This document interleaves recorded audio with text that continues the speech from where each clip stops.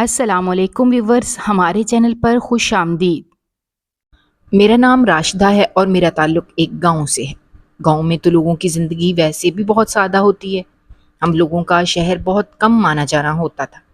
میرے ابا بہت ہی نیک اور شریف انسان، پورے گاؤں میں سب لوگ ان کی بہت عزت کرتے تھے۔ میرے ابا گاؤں کے اسکول کے ماسٹر بھی تھے اور اس وجہ سے بھی سارے گاؤں والے ان کی بہت عزت کرتے تھے۔ میرے ابا نے اگر ساری زندگی میں کوئی چیز کمائی تھی تو وہ عزت تھی، اور انہیں اپنی عزت ہر چیز سے زیادہ بڑھ کر عزیز تھی۔ وہ کبھی بھی اس پر کوئی بھی حرف آنے نہیں دے سکتے تھے۔ اس لیے انہوں نے ہم بہنوں کو اتنی آزادی نہیں دی تھی۔ ہم 5 بہنیں تھیں، میں دوسرے نمبر پہ تھی۔ مجھ سے بڑی میری ایک بہن تھی، جبکہ مجھ سے چھوٹی میری 3 بہنیں اور تھیں جو کہ اسکول میں پڑھتی تھیں، اور میں نے اپنی پڑھائی مکمل کر لی تھی۔ 10 جماعت پاس کر کے اب میں گھر پر ہی رہتی تھی اور گھر کے کام کاج سیکھ رہی تھی۔ مجھ سے بڑی بہن کی شادی میرے ابا نے اپنے ایک بہت ہی پرانے اور اچھے دوست کے بیٹے کے ساتھ کی تھی۔ وہ لوگ شہر میں رہتے تھے۔ میرے ابا چاہتے تھے کہ ہم بہنوں کی شادی ایسے گھر میں کریں جو کہ شریف لوگ ہوں۔ ہمیں پیسوں سے کوئی مطلب نہیں تھا، اور نہ ہی کبھی ہم لوگوں نے پیسے والے لوگ تلاش کیے تھے، اور اب باری میری تھی۔ میرے ابا میرے لیے کوئی ایسا رشتہ تلاش کر رہے تھے جو لوگ بے شک ہماری ہی طرح درمیانے طبقے کے ہوتے، لیکن عزت دار ہوتے، کیونکہ ہم 5 بہنیں تھیں، ہمارا کوئی بھائی نہیں تھا۔ اس لیے ابا کچھ زیادہ ہی پریشان رہتے تھے۔ ہم بہنوں میں سے جو بھی بہن گھر سے باہر جاتی تو ہم لوگ برقع پہن کر جایا کرتے تھے۔ محلے میں سے کسی نے بھی ہم بہنوں کو بنا پردے کے گھر سے باہر جاتے ہوئے نہ دیکھا تھا، اور یہی بات سب لوگوں کو بہت پسند تھی کہ میرے ابا نے اور میری اماں نے اپنی بیٹیوں کی بہت اچھی تربیت کی ہے۔ ابا یہی کہا کرتے تھے کہ کوئی بھی کبھی بھی ان کی بیٹیوں کو لے کر ان کے اوپر انگلی نہ اٹھا سکے۔ وہ لوگوں کو ایسا موقع ہی نہیں دینا چاہتے تھے، اسی لیے بچپن سے ہی انہوں نے ہمیں ہماری حد تک محدود رکھا تھا۔ ہمیں بچپن سے بتا دیا گیا تھا کہ یہی ہماری حد ہے، اور اس سے آگے نہ تو ہمیں جانا ہے اور نہ ہی ہمیں جانے کی اجازت تھی۔ ابھی 1 مہینہ پہلے ہی ہمارے گاؤں میں نئے مولوی صاحب آ کر رہنے لگے۔ ان کے ساتھ ان کا بیٹا بھی تھا، جب ان کی بیوی کا انتقال ہو چکا تھا، اور وہ دونوں باپ بیٹا یہاں پر رہتے تھے۔ ابا کا مسجد میں آنا جانا بہت زیادہ تھا۔ وہ ہر نماز باجماعت ادا کرتے تھے۔ مسجد کے امام صاحب سے ان کی بہت بنتی تھی۔ جو پہلے امام صاحب تھے وہ بھی میرے ابا کے بہت اچھے دوست تھے، لیکن کسی وجہ سے وہ یہ گاؤں چھوڑ کر کہیں اور جا کر رہنے لگے، تو ان کی جگہ دوسرے امام صاحب آ گئے۔ ان کے ساتھ بھی میرے ابا کی کافی دوستی ہو گئی۔ جب انہوں نے ابا سے ذکر کیا کہ وہ اپنے بیٹے کی شادی کروانا چاہتے ہیں تاکہ ان کا گھر سنبھالنے والی کوئی آ جائے، کیونکہ وہ دونوں باپ بیٹا ہی گھر میں رہتے ہیں، ایسے میں کسی عورت کی گھر میں بہت ضرورت تھی، مگر وہ چاہتے تھے کہ کوئی بہت ہی شریف اور اچھے گھر کی لڑکی کا رشتہ اگر مل جائے تو اچھا ہو جائے گا۔ رشتے تو بہت سارے دیکھنے کو ملتے تھے، لیکن جس طرح کی لڑکی وہ چاہتے تھے ویسی لڑکی ابھی تک انہیں نہیں ملی تھی۔ وہ بہت ہی سادہ مزاج اور پردے میں رہنے والی لڑکی کا رشتہ چاہتے تھے، کیونکہ ان کے گھر کا ماحول ایسا ہی تھا۔ مگر رشتہ کروانے والے جو بھی رشتے دکھاتے تھے، لڑکیاں خوبصورت تو ہوتی تھیں، لیکن ویسی بالکل نہ ہوتی تھیں جیسی کہ وہ اپنے بیٹے کے لیے چاہتے تھے۔ انہیں تو سادہ سی لڑکی چاہیے تھی جو ان کے گھر کو سنوار دیتی۔ میرے ابا ان کی بات سن کر گھر واپس آ گئے، اور پھر گھر آ کر جیسے ہی ان کی نظر میرے اوپر پڑی تو انہیں مولوی صاحب کی باتیں یاد آ گئیں۔ انہوں نے ابا سے یہ کہا تھا کہ اگر ان کی نظر میں کوئی اچھے گھر کی لڑکی کا رشتہ ہو تو وہ انہیں بتا دیں، کیونکہ وہ جلد از جلد اپنے بیٹے کی شادی کرنا چاہتے ہیں۔ جبکہ گاؤں میں تو سبھی لوگ یہ بات اچھی طرح سے جانتے تھے کہ ہم بہنیں دیکھنے میں چاہے خوبصورت تھیں، لیکن کبھی بھی کسی نے ہمیں پردے کے بغیر نہ تو گھر سے باہر دیکھا تھا، اور نہ ہی کسی شادی وغیرہ کے موقع پر ہم گاؤں کی کسی شادی وغیرہ میں بھی شرکت کے لیے جاتے تو ہمارے سر پر چادر ہوتی تھی اور چہرے پر نقاب، اور مولوی صاحب کو بھی اپنے بیٹے کے لیے ایسی ہی لڑکی چاہیے تھی۔ جب ایک دن دوبارہ سے ابا مسجد گئے تو مولوی صاحب نے ابا سے رشتہ مانگ لیا، کیونکہ انہوں نے محلے میں سے ہماری بہت تعریفیں سنی تھی۔ اس لیے انہوں نے ابا سے اس بارے میں بات کی کہ اگر میرے ابا اپنی بیٹی کا رشتہ انہیں دے دیں گے تو انہیں بہت خوشی ہوگی۔ انہوں نے ابا سے یہی کہا تھا کہ محلے میں سے انہوں نے بہت تعریفیں سنی ہیں انہیں بھی شریف لوگ ہی چاہیے تھے، جبکہ میرے ابا بھی ایسے ہی لوگوں کی تلاش میں تھے۔ اسی وجہ سے میرے ابا نے مولوی صاحب کے گھر میرا رشتہ طے کر دیا۔ مولوی صاحب نے ہم بہنوں میں سے کسی کا نام لے کر رشتہ نہیں مانگا تھا، انہوں نے بس ابا سے ان کی بیٹی کا رشتہ مانگا، اور میرے ابا جس بھی بیٹی کا رشتہ دے دیتے وہ لینے کے لیے تیار تھے۔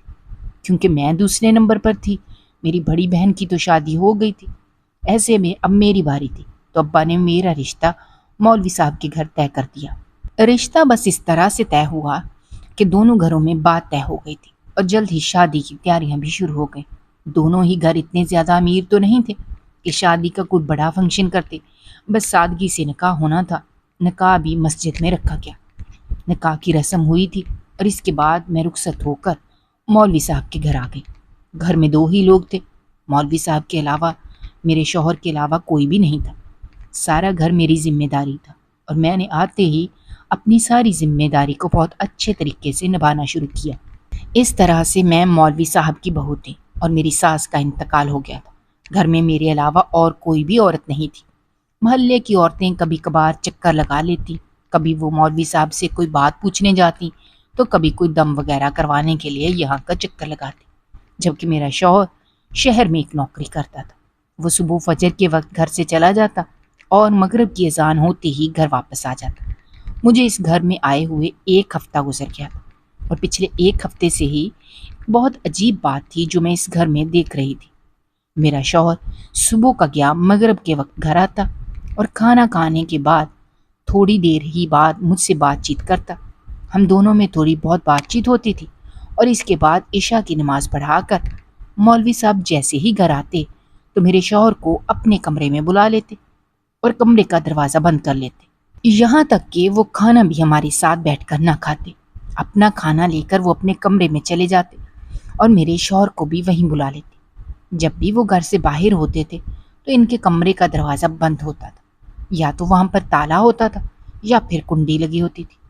انہوں نے مجھ سے یہ کہا تھا کہ میں ان کے کمرے میں نہ جایا کروں، کیونکہ ان کے کمرے میں ان کا بہت سارا ایسا سامان ہے جو دیکھنے میں تو ردی لگتا ہے، لیکن ان کے بہت کام کا ہے۔ ایسے میں صفائی کے چکروں میں کہیں ان کی قیمتی چیزیں ادھر ادھر نہ کر دوں۔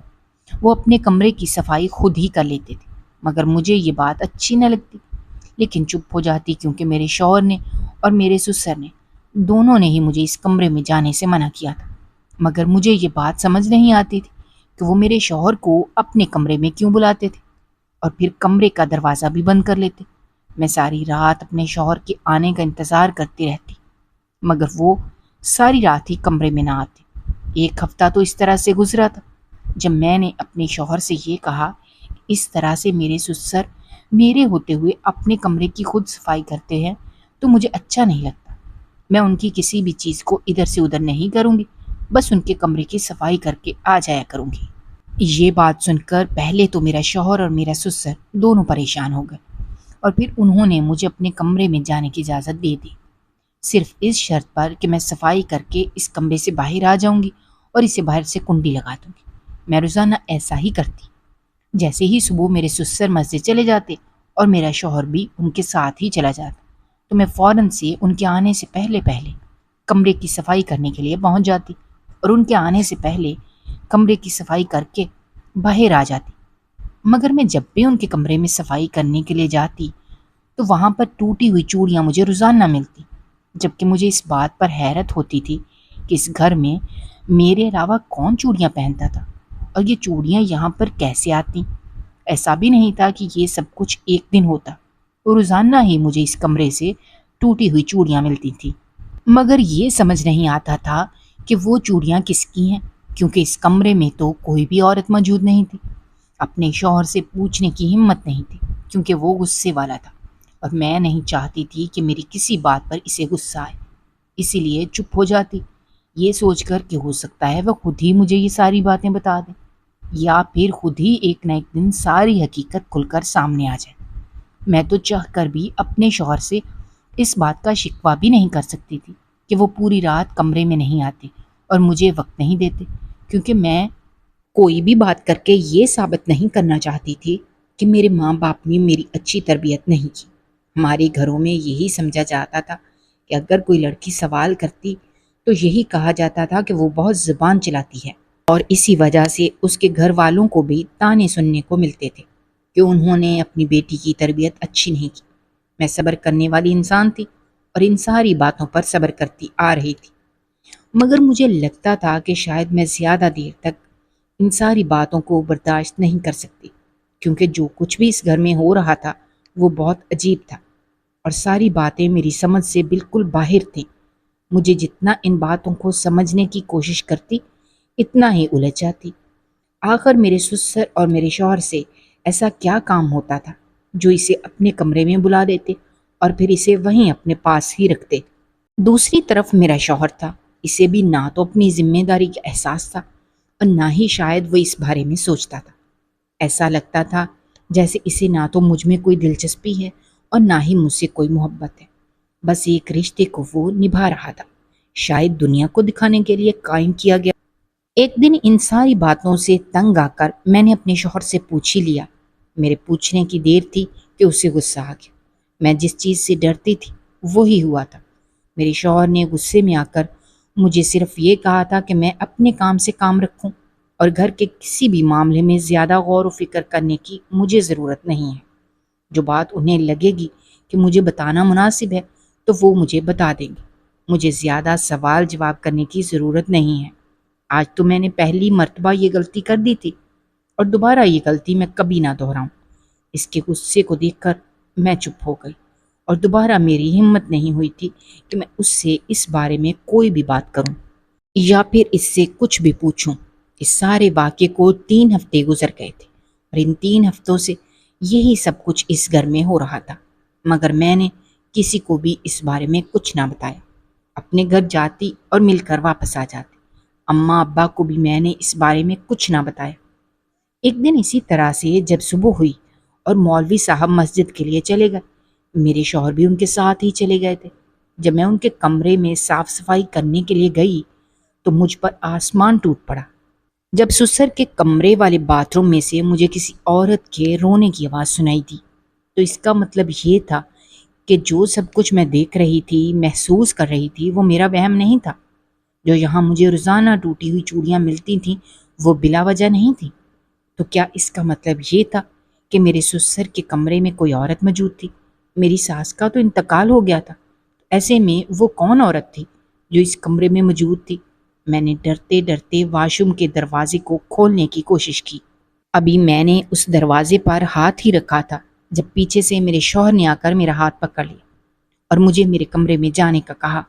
میں اپنے کمرے میں واپس آ گئی، لیکن میرا سارا دھیان اسی طرف تھا۔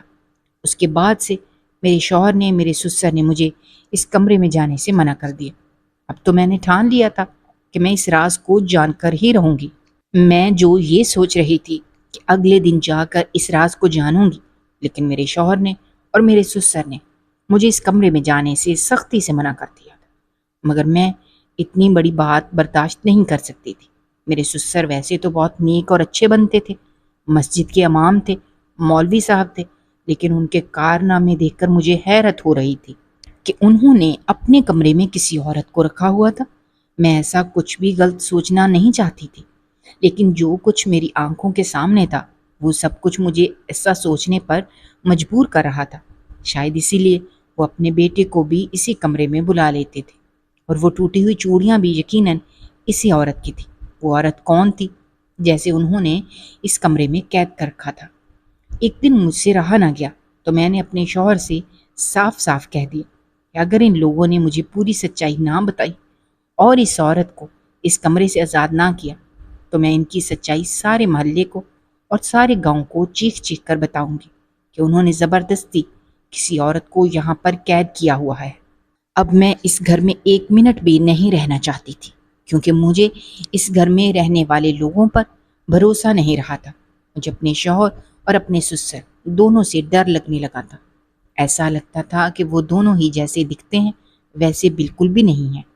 میں نے اپنے گھر جانے کا کہا اور اس کے ساتھ ہی میں نے اپنے شوہر سے یہ کہا کہ وہ جلد از جلد اس عورت کو وہاں سے رہا کر دیں، اس لیے اسی میں ان دونوں کی بھلائی ہے، ورنہ میں یہ سب لوگوں کو بتا دوں گی اور پھر لوگ جو ان کے ساتھ کریں گے وہ ٹھیک نہیں ہوگا۔ مگر میرے شوہر نے میرا گھر سے نکلنا بند کر دیا۔ اس نے گھر کو تالا لگا دیا۔ اب میں اس کمرے سے باہر نہیں جا سکتی تھی۔ میں بہت روئی اور کسی کو اپنی مدد کے لیے بھی نہیں بلا سکتی تھی۔ اب ایسا لگتا تھا کہ جیسے میرا انجام بھی اسی عورت کی طرح ہونے والا تھا۔ مجھے بھی شاید اس کمرے میں بند رہ کر اپنی آگے کی ساری زندگی گزارنی تھی۔ یہ سب کچھ کیا ہو رہا تھا، کچھ سمجھ نہیں آ رہا تھا۔ مگر میں بھی ہار ماننے والوں میں سے بالکل بھی نہیں تھی۔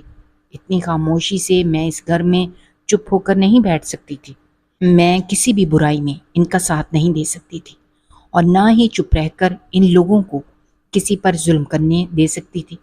اگلی صبح جب میرا شوہر کمرے میں آیا تو میں نے اسے یہ کہا کہ وہ مجھے میرے گھر جانے دے۔ اب میں اس گھر میں ان لوگوں کے ساتھ مزید نہیں رہنا چاہتی۔ تو مجبوراً میرے شوہر نے مجھے سب کچھ بتانے کا وعدہ کیا۔ اس نے کہا کہ وہ مجھے سب کچھ بتا دے گا۔ میں جیسا سوچ رہی ہوں ویسا بالکل بھی نہیں ہے کہ وہ غصے میں تھا، اس لیے اس نے مجھ پر سختی کی۔ یہ صرف چند دنوں کی مشکل ہے، اس کے بعد حالات تھوڑے بہتر ہو جائیں گے اور وہ مجھے سب کچھ بتا دے گا۔ اس نے یہی سوچا تھا کہ جیسے ہی سارے معاملات ٹھیک ہوں گے تو وہ مجھے بتائے گا۔ لیکن اب جب کہ میں نے آدھی حقیقت جان لی اور میں اپنی طرف سے بہت ساری چیزیں سوچنے لگی ہوں، تو ایسے میں سچ بتانا بہت ضروری ہو گیا تھا۔ اس سے پہلے کہ میں مزید ان لوگوں کے بارے میں برا سوچتی، وہ مجھے سب کچھ بتا دینا چاہتا تھا۔ اس نے میرا ہاتھ پکڑا اور مجھے اپنے ابا کے کمرے میں لے گیا۔ اس کمرے کا دروازہ کھولا، مجھے اپنے ساتھ اندر لے آیا۔ جب میں نے دیکھا کہ اندر بستر پر ایک عورت موجود تھی جس کی حالت کچھ ٹھیک نہیں لگ رہی تھی۔ اس کے بال بکھرے ہوئے تھے اور چہرے پر صدیوں کی ویرانی تھی۔ اس کے ہاتھ کی چوڑیاں ٹوٹی ہوئی تھیں۔ اس کے ہاتھ میں تھوڑے تھوڑے زخمی ہوئے تھے جن پر پٹی باندھی گئی تھی۔ میرا شوہر مجھے پاس لے آیا۔ اس نے مجھے بتایا کہ یہ عورت کوئی اور نہیں بلکہ اس کی ماں ہے۔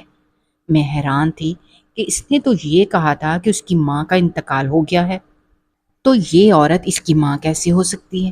حقیقت میں میری ساس زندہ تھی۔ ان لوگوں نے یہ بات سب لوگوں سے چھپا کر رکھی تھی۔ میری ساس اپنا ذہنی توازن مکمل طور پر کھو چکی تھی۔ ایک حادثے نے ان لوگوں کی ساری زندگی بدل کر رکھ دی، اور اس کے بعد سے اس کی ماں کی یہ حالت تھی۔ اچانک کے اس کی ماں کو دورہ پڑتا تھا اور وہ اپنے آپ کو نقصان پہنچانے لگتی تھی، اپنی چوڑیاں توڑ دیتی تھی اور اپنے بال نوچتی تھی۔ اس کے ابا اکیلے اس کی ماں کو سنبھال نہیں سکتے تھے، اسی لیے اپنے بیٹے کو اپنے کمرے میں بلاتے تھے تاکہ وہ اپنی ماں کو ایسا کرنے سے روک سکے۔ وہ مجھے بھی اس کمرے میں اس لیے نہیں آنے دیتے تھے کہ کہیں وہ مجھ پر حملہ نہ کرتے، اور ویسے بھی اس عورت کو اگر کوئی چیز یاد تھی تو صرف اپنا بیٹا یاد تھا۔ جیسے ہی شام ہوتی تھی تو وہ اپنے بیٹے کو بلانے لگتی تھی۔ جب تک میرا شوہر اس کے پاس اس کے سرہانے بیٹھ کر اس کے بال نہ سہلاتا وہ خاموش نہ ہوتی، اور اس طرح سے اپنے آپ کو نقصان پہنچاتی رہتے۔ ان کی یہ حالت ایسے کیسے ہو گئی تھی؟ جب میرے شوہر نے مجھے بتایا کہ وہ لوگ بہت ہنسی خوشی اپنی زندگی گزار رہے تھے۔ وہ 2 بہن بھائی تھے۔ وہ بڑا تھا اور اس سے چھوٹی اس کی ایک بہن تھی جو سب کی لاڈلی تھی، اور سب لوگ اس سے بہت محبت کرتے تھے۔ ان کے گھر کا ماحول بہت ہی اچھا تھا۔ اس کے ابا نے کبھی بھی نہ تو اس کی ماں پر ہاتھ اٹھایا تھا اور نہ ہی وہ اس چیز کو اچھا سمجھتے تھے۔ انہوں نے اپنے دونوں بچوں کی تربیت بہت اچھی کی تھی۔ ان کی بیٹی کو پڑھنے لکھنے کا بہت شوق تھا، اسی لیے اس کے ابا نے اسے پڑھنے کی اجازت دی تھی۔ وہ گاؤں سے شہر پڑھنے کے لیے جایا کرتی تھی۔ اس کے ساتھ اس کی کلاس کی اور لڑکیاں بھی تھیں۔ ایسے میں گھر والوں کو زیادہ فکر نہ تھی، جبکہ میرے سسر کو فکر تھی۔ وہ باہر کی دنیا سے واقف تھے، اسی لیے جب بھی گھر آتے تو میری ساس سے یہی کہتے کہ وہ چھوٹی پر نظر رکھا کرے، اس کے ہر معاملے میں اسے سمجھایا کرے۔ وہ عمر میں چھوٹی ہے، ایسے میں لوگوں کو اور باہر کے معاملات کو سمجھتی نہیں، کوئی بھی اسے آسانی سے بے وقوف بنا سکتا ہے۔ میری ساس یہ کہہ دیتی کہ وہ اتنی چھوٹی بھی نہیں ہے، اپنا اچھا برا سمجھتی ہے۔ میری ساس اپنے گھر کے کاموں میں ہر وقت الجھی رہتی اور بیٹی پر زیادہ شاید توجہ نہ دے پا رہی تھی، جس کا نتیجہ یہ نکلا تھا کہ ایک دن وہ اپنے گھر سے باقی ساری لڑکیوں کے ساتھ کالج کے لیے نکلی تھی، لیکن باقی ساری لڑکیوں کے ساتھ وہ گھر واپس نہیں آئی۔ اسے بہت تلاش کیا گیا لیکن وہ کہیں نہیں ملی۔ جب گھر میں سے اس کی کتابوں کو دیکھا گیا تو وہاں پر اس کی ڈائری دیکھنے کو ملی۔ جس میں بہت سارے اشعار لکھے گئے تھے اور محبت کے خط لکھے گئے تھے۔ وہ کسی کو پسند کرنے لگی تھی، اور یہ بات بھی وہ اچھی طرح سے جانتی تھی۔ جب گھر والوں کو یہ بات معلوم ہوگی تو کوئی بھی اس کی بات ماننے کے لیے تیار نہیں ہوگا۔ اسے اس کی محبت سے دور کر دیا جائے گا۔ جس طرح کا گھر کا ماحول تھا، میرے ابا کبھی بھی اس قسم کی بات کو قبول نہیں کریں گے۔ وہ تو سنتے ہی اسے جان سے مار دیں گے، اور یہ بات بھی وہ اچھی طرح سے جانتی تھی۔ میرے ابا تو کسی غیر محرم کو دیکھنے کی بھی اسے اجازت نہ دیتے، مگر اس نے تو کسی سے محبت کر لی تھی، اور شاید وہ اس کے لیے سب کچھ ہو گیا تھا، جو اس نے اپنا گھر بار، سب کچھ، یہاں تک کہ اپنے والدین کو بھی چھوڑ دیا اور ان کی عزت کی پرواہ نہ کی۔ اس دن کے بعد سے ان کی بیٹی کا کچھ پتہ نہ چلا۔ انہوں نے اسے تلاش کرنے کی بہت کوشش کی۔ 1 مہینے بعد اس کی بہن کی لاش ایک نالے کے قریب سے ملی۔ جس شخص کی محبت میں وہ سب کچھ چھوڑ کر چلی گئی تھی، اس نے اس کو 1 مہینے تک اپنے پاس رکھا، اس کا استعمال کیا، اور جانے اس کے ساتھ کیا کیا کیا۔ پھر اس کے بعد اسے مار کر یہاں پھینک دیا۔ پولیس والوں نے بتایا کہ اس کی بہن کے ساتھ کئی بار زیادتی کی گئی تھی، اور اس کی ماں یہ صدمہ برداشت نہ کر پائی۔ انہیں ایسا لگتا تھا کہ یہ سب کچھ شاید ان کی لاپرواہی کی وجہ سے ہوا ہے۔ انہوں نے اپنی بیٹی پر دھیان نہیں دیا، جس کی وجہ سے ان کی بیٹی اپنی جان سے چلی گئی اور اسے اتنی اذیت ناک موت ملی۔ وہ اس سب کا قصوروار اپنے آپ کو سمجھتی تھیں، اور اسی لیے گزرتے وقت کے ساتھ ساتھ وہ مکمل طور پر پاگل ہونے لگی۔ اپنے آپ کو نقصان پہنچاتی، اپنی چوڑیاں توڑ دیتی، اپنے بال نوچتی تھی۔ مکمل طور پر ان کا ذہنی توازن کھو چکا تھا۔ علاج کروانے کی بھی کوشش کی، مگر ہر ڈاکٹر کا یہ کہنا تھا کہ ان کو ٹھیک ہونے میں وقت لگے گا، کیونکہ جو بھی لوگ ذہنی طور پر بیمار ہوتے ہیں وہ جلدی سے ٹھیک نہیں ہوتے، انہیں ٹھیک ہونے کے لیے وقت لگتا ہے۔ میری ساس جس جگہ پر وہ پہلے رہتے تھے، اچانک سے گھر سے باہر نکل جاتی، اور وہ بھی بنا دوپٹے کے، گلیوں میں بھاگتی اور لوگوں سے اپنی بیٹی کا پوچھتی، اپنے بال نوچتی۔ اسی وجہ سے انہوں نے اسے کمرے میں قید کر دیا تھا، تاکہ وہ گھر سے باہر نہ جائے، کیونکہ وہ تو اپنے ہوش و حواس میں نہیں ہوتی، لیکن لوگ تو سب ہوش میں ہوتے تھے۔ انہیں پاگل کہتے تھے، اور اس طرح سے بنا دوپٹے کے ان کا گھر سے باہر جانا مولوی صاحب کو بھی پسند نہیں تھا۔ وہ عورت جو آج تک برقعے کے بنا کبھی گھر سے باہر نہیں گئی تھی، ایسے میں بنا دوپٹے کے جانا لوگوں کے لیے ایک تماشے سے کم نہیں تھا، اور اس گھر کے لوگوں کے لیے کسی موت سے کم نہیں تھا۔ اس لیے وہ اسے اس کمرے میں بند رکھتے تھے۔ لوگوں کی باتوں سے تنگ آ کر انہوں نے وہ جگہ چھوڑ دی اور خاموشی سے یہاں آ کر رہنے لگے۔ یہاں پر انہوں نے سب سے جھوٹ بولا تھا کہ ان کی بیوی مر چکی ہے، کیونکہ وہ سب کو بتانا نہیں چاہتے تھے۔ اگر وہ سب کو سچ بتا دیتے تو سب لوگ ان سے بہت سارے سوال کرتے، اور وہ لوگوں کے سوالوں کے جواب دینے سے ڈرتے تھے۔ اسی لیے کسی کو بھی اس بات کا علم نہیں تھا، اور وہ اسے اسی کمرے میں بند رکھتے تھے۔ میری ساس روزانہ ہی اپنی بیٹی کو بلاتی تھی، اسی لیے میرا سسر اسے اپنے کمرے میں بلا لیتا۔ وہ اپنی ماں کو دوائیں کھلاتا، کافی دیر اس کے پاس بیٹھا رہتا۔ جب وہ پرسکون ہو کر سو جاتی، تب ہی وہ چھت پر جا کر سو جاتا، کیونکہ اس وقت تک کافی دیر ہو جاتی تھی۔ ایسے میں وہ کمرے میں آ کر میری نیند خراب نہیں کرنا چاہتا تھا، اسی لیے چھت پر جا کر سونے کے لیے لیٹ جاتا، اور صبح ہوتے ہی نیچے آ کر اپنے ابا کے ساتھ مسجد چلا جاتا۔ میری ساس کا علاج چل رہا تھا۔ ڈاکٹروں نے امید دلائی تھی کہ وہ بہت جلدی پہلے کی طرح بالکل ٹھیک ہو جائیں گی۔ اسی لیے میرا شوہر مجھ سے یہ کہتا تھا کہ بس تھوڑے وقت کی مشکل ہے، اس کے بعد سب کچھ ٹھیک ہو جائے گا۔ وہ مجھے اپنی ماں کے بارے میں اس لیے نہیں بتاتا تھا، کیونکہ اگر وہ اپنی ماں کے بارے میں بتاتا تو اسے ساری سچائی بتانی پڑتی، اور وہ پرانی کسی بھی بات کو یاد نہیں کرنا چاہتا تھا، کہ اس کے لیے، اس کے گھر والوں کے لیے تکلیف کے علاوہ کچھ بھی نہیں تھی۔ مگر کیونکہ میں آدھا سچ جان چکی تھی، ایسے میں وہ جانتا تھا میں اپنی طرف سے بہت ساری باتیں سوچ لوں گی، اسی لیے اس نے مجھے پوری حقیقت بتانا ہی بہتر سمجھا۔ یہ سب سن کر میں حیران رہ گئی تھی، اور میری آنکھوں سے آنسو نکلنے لگے تھے۔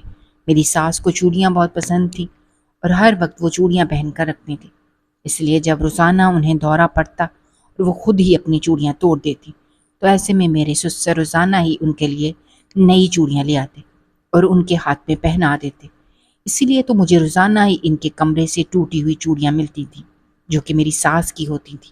میں نے اپنے شوہر سے معافی مانگی کہ میں کتنا ہی غلط سوچ رہی تھی ان کے بارے میں اور ان کے ابا کے بارے میں، جبکہ وہ تو مصیبت اور مشکلات کے مارے ہوئے یہاں تک پہنچے تھے۔ میں نے اپنے شوہر سے وعدہ کیا تھا کہ انہیں فکر کرنے کی کوئی ضرورت نہیں، میں ان کی ماں کا اپنی ماں کی طرح خیال رکھوں گی، انہیں کبھی بھی شکایت کا موقع نہیں ہوگا۔ ان کی ماں میری ماں تھی اور میں انہیں ٹھیک کرنے میں مکمل طور پر ان کا ساتھ دوں گی۔ اس دن کے بعد سے میں بھی اپنے شوہر اور اپنے سسر کے ساتھ مل کر اپنی ساس کا خیال رکھتی تھی۔ جب مجھے پہلی مرتبہ دیکھتے ہی وہ خوش ہو گئی، انہیں ایسا لگا تھا جیسے ان کی بیٹی ان کے پاس واپس آ گئی ہے۔ میں بھی ان کی بیٹی بن کر ان سے ملتی تھی اور ان کا خیال رکھتی تھی۔ شاید یہی وجہ تھی کہ وہ مجھے دیکھ کر بہت جلدی ٹھیک ہونے لگی تھی، اور اب وہ کافی حد تک پہلے سے بہتر ہو گئی تھی، چیزوں کو اور لوگوں کو پہچاننے لگی تھی۔